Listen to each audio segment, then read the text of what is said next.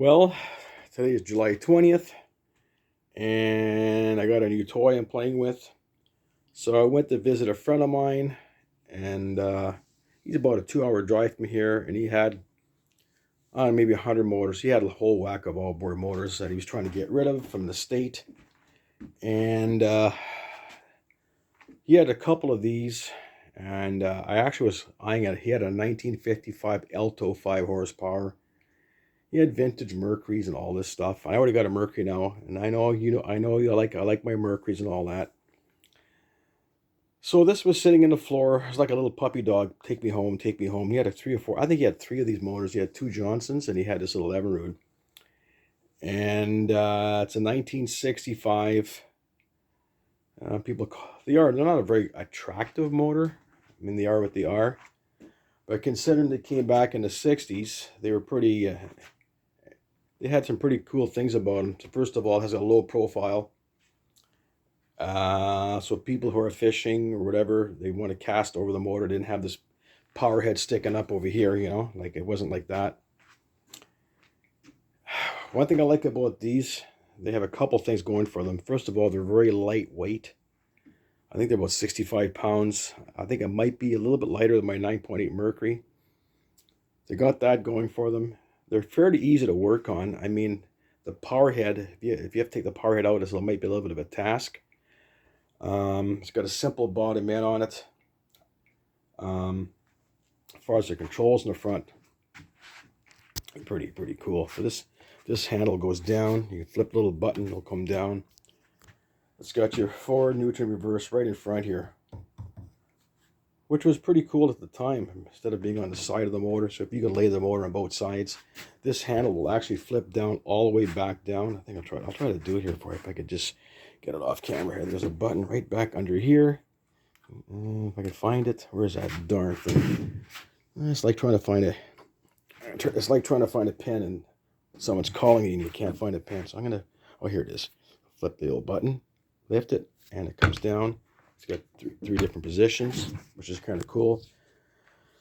There's pull start in the front, stop button. Stop button still work. I might replace it, put a tether. I'm not sure yet. You got your choke. It's got your low. That's for your idle speed mixture.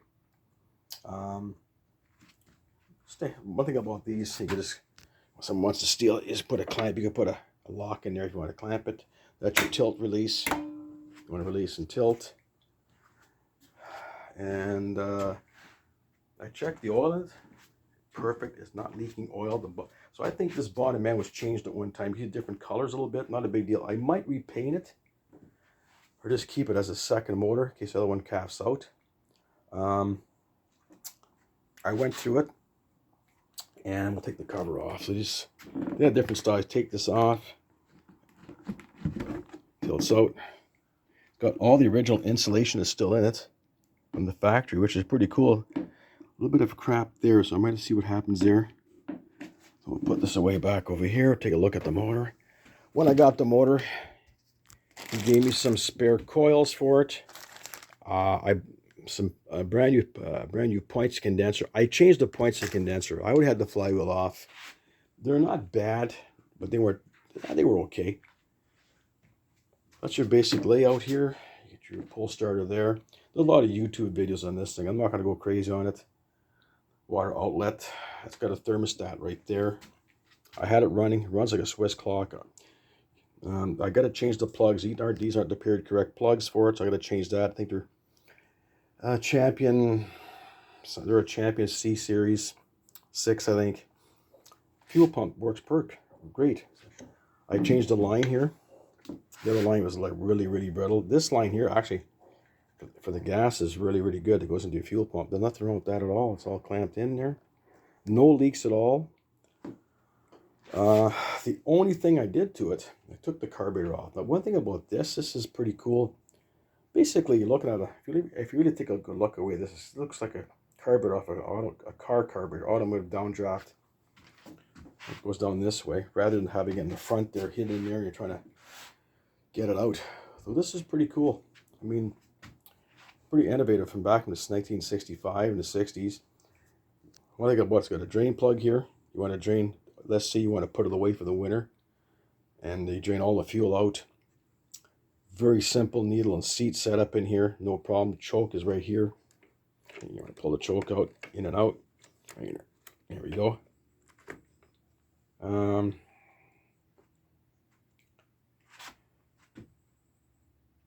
Here's your low and high speed right here. Just need to turn it right there. You have to make sure this is tight, not too bad, just to make sure there's no air leaks. Like I say, took the carburetor apart. It had a cork float in it. Now the only issue I had with the float, there was one part that was starting to deteriorate, and I didn't want to go buy another float. They wanted $50, and I wanted to get it running. So I took some model airplane. I call it hot stuff. You guys call it crazy glue. So I had 3 different types. You have a thin, medium, and a thick. So I coated the area where it was deteriorated, the float, and where the float attached to the little where it attaches to the needle and seat, that was getting loose. So I hot stuffed that in place, let it dry for a couple of days, and that stuff is not going to come off. It's actually fuel proof for the gasoline. Got this all dealt with. This thing was disconnected. You seat this in, not too tight. Take it out exactly 1.5 turns, and that's where it was, and the motor wasn't sputtering. No, it's a great little. I mean,